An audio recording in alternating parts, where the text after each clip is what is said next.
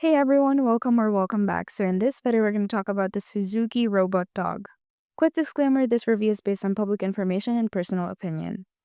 Online posts claim Suzuki has launched the Moorai Robot Dog, a robot-friendly or consumer-friendly rival to Boston Dynamics Spot.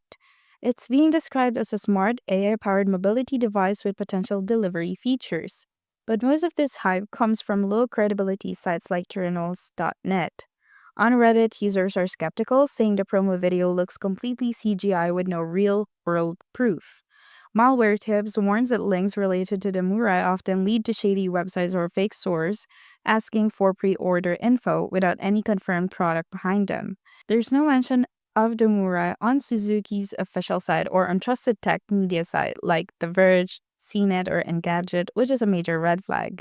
The Suzuki Moorai Robot Dog appears to be fake. There's no official announcement, no hands-on demo, and no credible source confirming its existence. Until Suzuki confirms it or legit outlets cover it, this feels more like viral fiction than future tech.